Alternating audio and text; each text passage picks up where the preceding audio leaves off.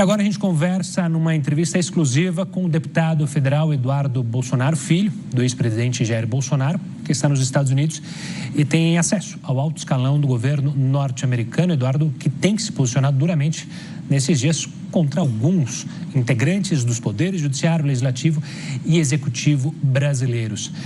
Deputado, primeiramente, obrigado pela participação aqui conosco, agradecer pela entrevista e pelo seu tempo aqui na Record News. Eu que agradeço, Gustavo, Renata, estamos à disposição para quaisquer esclarecimentos. Deputado, eu quero começar justamente com isso que a gente veio começando a falar.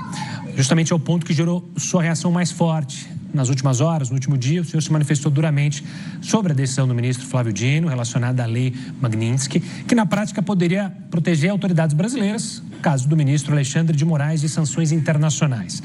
O senhor afirmou que isso é a materialização da crise institucional. Mandou um recado ao mercado financeiro para escolher entre falir ou reconhecer a crise. Uma declaração muito forte. O senhor pode explicar para a gente qual é a conexão, então, direta entre essa decisão e o risco de falência para o mercado? Gustavo, primeiro que não há nenhuma manobra que possa ser feita pelas autoridades brasileiras para evitar a aplicação da lei Magnitsky. Primeiro, é necessário esclarecer que a lei Magnitsky não é uma legislação norte-americana que pretende ser aplicada a países estrangeiros. Não é isso.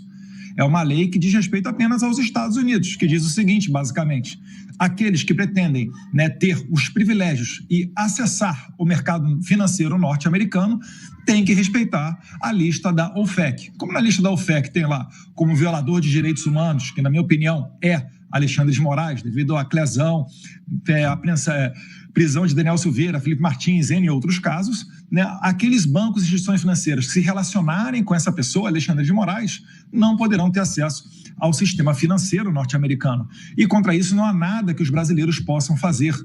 Eu vejo muitas pessoas ainda no estágio da negação, achando que conseguirão, de alguma maneira, burlar.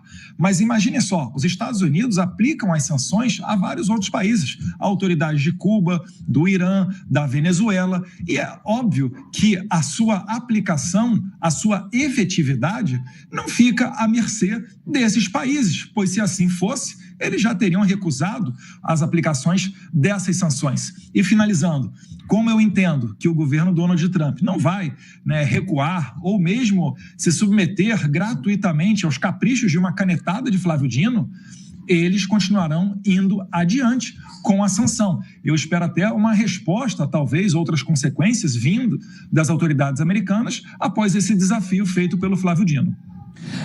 Deputado, falando sobre isso, o senhor acredita, então, de fato, que os Estados Unidos possam punir os bancos brasileiros? A gente mostrou as ações dos bancos brasileiros. Inclusive, foi sobre isso a reunião que o senhor teve na semana passada com o secretário do Tesouro, Scott Bessent? Sim, o secretário do Tesouro nos recebeu, inclusive na mesma data em que o ministro da Economia, Haddad, pleiteou uma reunião com ele, foi descartado, e nessa oportunidade em que eu e o jornalista Paulo Figueiredo estivemos junto ao secretário Scott Bessent, nós levamos a ele o conhecimento de que não estava, ao menos o que era noticiado na imprensa com várias matérias, é que não estava sendo feita a aplicação correta da lei Magnitsky, pois não existem níveis ou graus de aplicação da lei.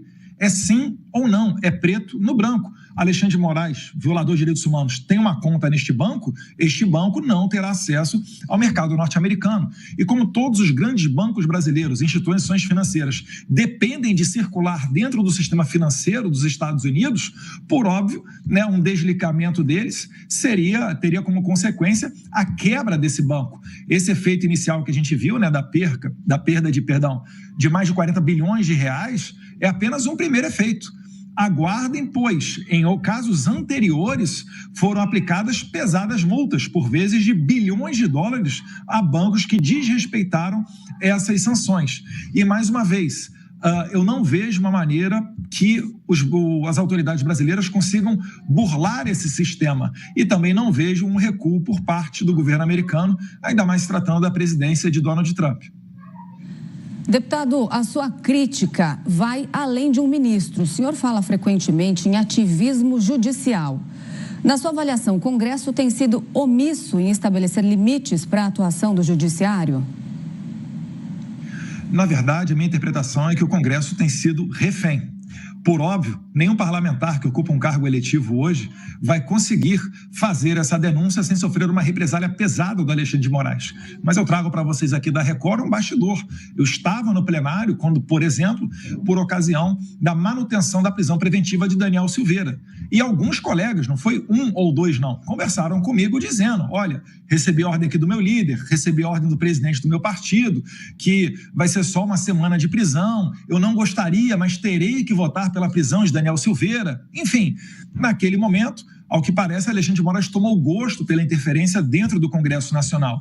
E a base dessa ameaça é que está catapultando, nesse momento, o Congresso a analisar a retirada do foro por prerrogativa de função do Supremo Tribunal Federal, para que ele saia, né, desse cabresto, porque essa relação é uma relação criminosa, é uma relação de extorsão, que acontece muito nos bastidores, mas todos em Brasília têm conhecimento dela. Então, a minha intenção, ao pressionar aqui, fazer pressão com sanções internacionais contra Alexandre de Moraes, é resultar na liberdade do Congresso Nacional. Eu quero que Davi Alcolumbre e Hugo Mota não recebam mais a visita, né, no caso o pai do Hugo Mota ou o suplente de Davi Alcolumbre, a visita da Polícia Federal a mando de Alexandre de Moraes ou de Flávio Dino. Eu quero dar independência ao Congresso Nacional. Esse é o meu objetivo. Deputado, seu pai, o ex-presidente Jair Bolsonaro, está em prisão domiciliar. Como que o senhor consegue manter algum tipo de notícia? Que tipo de informação o senhor recebe sobre ele? Acontece por meio de parentes? Eu só tenho recebido notícias dele basicamente através da imprensa, né? Fiquei sabendo que ele foi fazer alguns exames, se não me engano, sábado. E eu só pergunto o seguinte, aqueles que acham que a democracia pujante segue normal, por que um ex-presidente, primeiro, é julgado no STF? Lula e Temer foram julgados na primeira instância. E por que antes de qualquer condenação, ele não pode se expressar nas redes sociais, não pode falar com seu filho, não pode sair de casa, não tem seu passaporte, enfim, sendo que Jair Bolsonaro cumpriu com todas as ordens, ainda crendo ilegais, mas cumpriu com todas as ordens de Alexandre de Moraes. Então isso daí prova aquilo que nós sempre falamos, que o Brasil está vivendo uma ditadura, e isso tem impacto aqui no exterior. Você não encontra nenhuma imprensa, mesmo aquelas com viés mais à esquerda, fazendo uma defesa efusiva de Alexandre de Moraes. Pergunto a vocês, alguém do Congresso Nacional norte-americano faz uma defesa pública de Moraes? Não faz. Porque é consenso aqui, determinadas matérias são consenso. Não tem como você defender uma pessoa que censura, que tira o X do Brasil, que congela as contas da Starlink, que manda senhorinhas para a cadeia como se fossem terroristas. O que nós estamos pleiteando aqui é apenas um resgate da normalidade institucional brasileira, tal qual Trump falou, finalizando, na sua carta ao presidente Lula, e em seu primeiro parágrafo, ele trata lá a perseguição a Jair Bolsonaro, seus familiares e seus apoiadores. Minha esposa aqui em casa está com a conta bancária bloqueada. Qual é a ameaça que a minha esposa faz contra a democracia brasileira? É óbvio que nenhuma. Então essa narrativa está caindo por água, não há mais retorno. Alexandre de Moraes vai ter que conviver com essas sanções e Flávio Dino, ao que tudo indica, entra fortemente no radar, pois a lei Magnitsky é clara, dizendo que aqueles que apoiam, às vezes até moralmente, o sancionado, incorrem em sofrer as chamadas sanções secundárias, que basicamente é o encerramento de todas essas contas bancárias, é a popularmente conhecida pena de morte financeira, né? A sanção OFAC. Deputado, ainda falando do seu pai, pessoas que visitaram ele recentemente disseram que ele estava bastante abatido. O senhor se preocupa com o estado emocional do ex-presidente? Sim, eu até acredito que a intenção do Alexandre de Moraes é justamente essa, né? É tentar destruir fisicamente o Jair Bolsonaro. Todos sabem que ele não representa uma ameaça à democracia, passou 4 anos como chefe do Supremo das Forças Armadas, não tomou nenhuma atitude nesse sentido. Antes de deixar o poder, nomeou os chefes de forças indicados por Lula e, inclusive, nem a delação do Cid embasa algo dizendo que Bolsonaro tentaria dar um golpe. Ou mesmo, né, um dos generais que hoje está preso, estava irritado com Jair Bolsonaro porque ele não tomava nenhuma conduta mais agressiva, mais radical. Então, é óbvio, não houve nenhuma tentativa de golpe e o Jair Bolsonaro está sendo injustiçado. É claro que ele vai ficar triste, é claro que ele vai acabar tendo esse tipo de sentimento, mas eu acredito que, com fé em Deus, a gente vai atravessar esse momento e vai sair do outro lado ainda mais forte. Deputado, houve uma melhora na popularidade do presidente Lula depois das sanções e das tarifas americanas. O que o senhor acha disso? Eu não estou preocupado com cálculo político. E essa melhora, na verdade, ela foi uma oscilação. Ele cresceu 3%, depois já retornou a cair. Não tem como você sustentar uma narrativa até a eleição do ano que vem.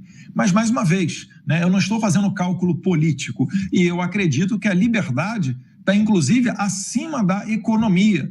Eu, inclusive, alertei aquela delegação de senadores que veio aos Estados Unidos, ou mesmo governadores mais à direita, dizendo que não basta, né, não vai surtir o efeito você tratar dessa questão com os Estados Unidos apenas pelo viés comercial. O próprio Trump, em sua carta, ele abre dizendo que existe uma crise institucional no Brasil. E é por isso que o meu humilde conselho é que uma sinalização que colocaria o Brasil numa boa posição numa mesa de negociação com o governo Trump seria colocar em pauta a anistia, para começar a sarar, né, essa ferida que está aberta no Brasil. E eu já me dispus, agora publicamente de novo, a colocar Davi Alcolumbre e Hugo Mota dentro da Casa Branca, para que possam retornar ao Brasil como os grandes aquelas pessoas que vão capitanear esse tratado de paz, uma redução ou, quem sabe, até extinção das tarifas. Eu não estou preocupado em ser o pai da criança. Eu quero ver o problema resolvido. Mas, para isso acontecer, o Brasil tem que dar uma sinalização. Até agora, aqui nos Estados Unidos, o que é que chega? Chega Alexandre de Moraes dobrando a aposta, botando tornozeleira em Bolsonaro, prendendo em seu domicílio. Agora, Flávio Dino com essa decisão, o Lula chupando jabuticaba. Realmente, aí fica complicado de você ter o respeito da economia número 1 do mundo.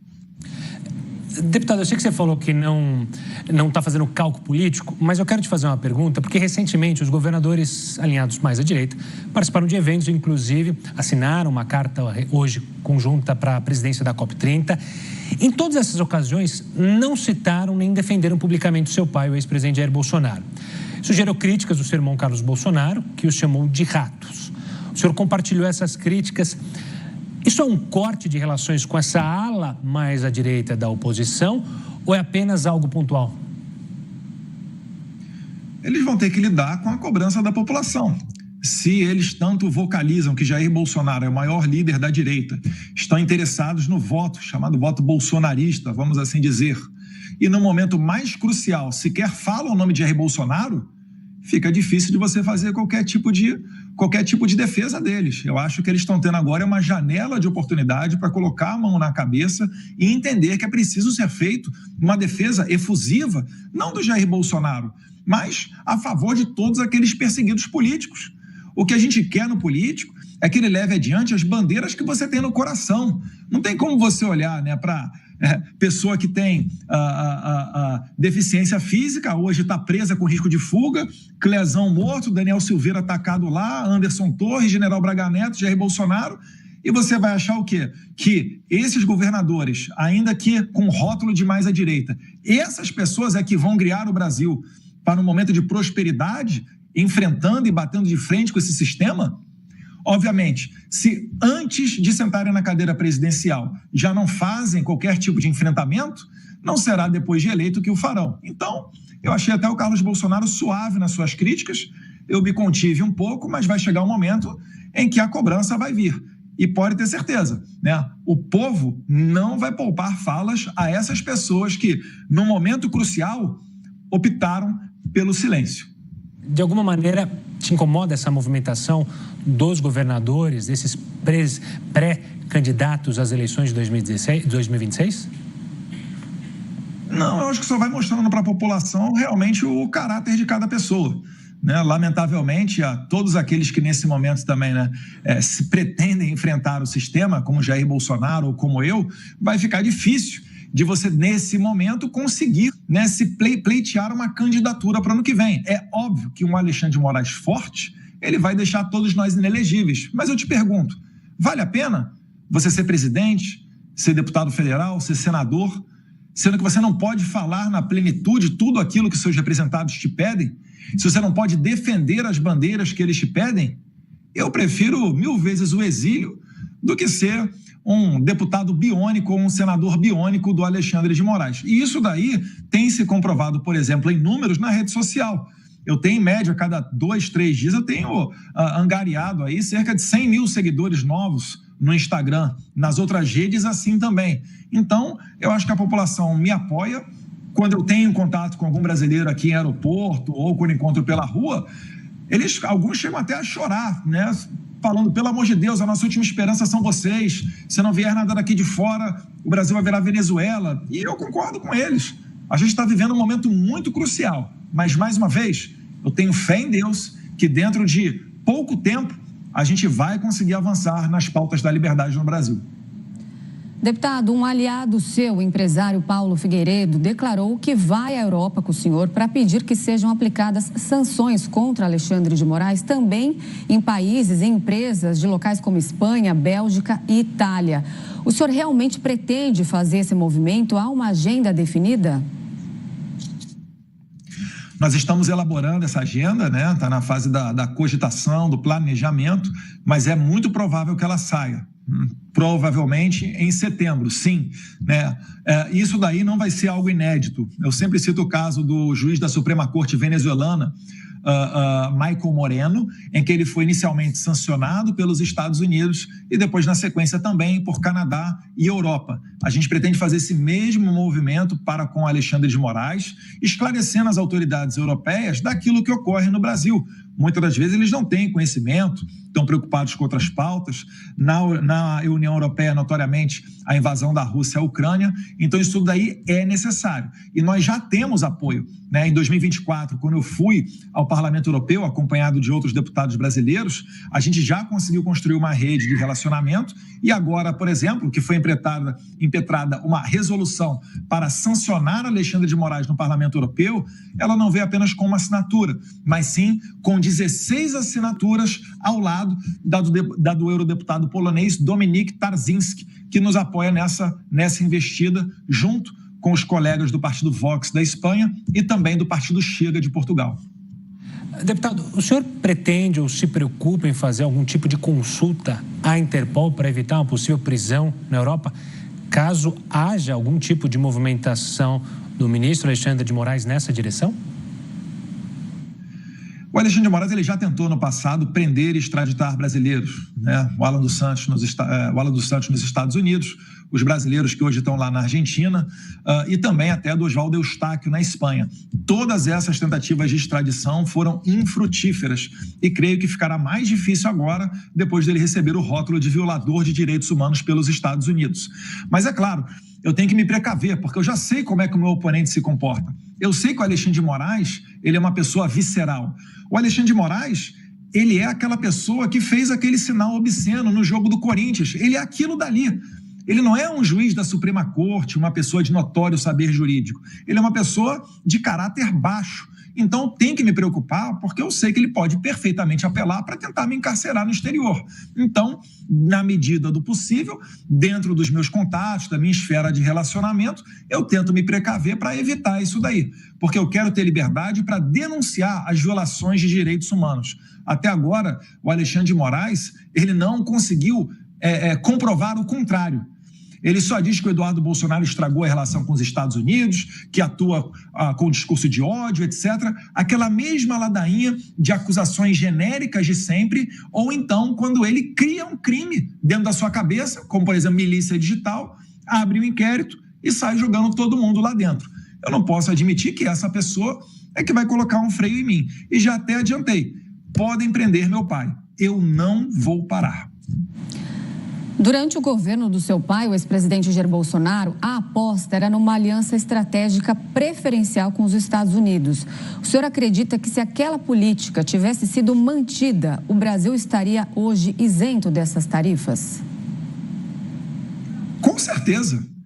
Se antes, naquele tempo já, o Trump começou a taxar a importação para os Estados Unidos de aço, e o Jair Bolsonaro, através de uma boa tratativa com o presidente Trump, conseguiu excluir o Brasil dessa taxação, hoje em dia, nada disso estaria acontecendo. Até porque, com o Bolsonaro eleito, a gente não estaria vivendo essa crise institucional. porque existe um respaldo do Lula, do governo Lula, por trás do Alexandre de Moraes. Inclusive, o Lula falou que o Itamaraty deveria investigar as minhas ações aqui nos Estados Unidos, se esquecendo que os diplomatas não são, né, agentes de polícia. Talvez ele esteja confundindo um pouco as coisas por aí.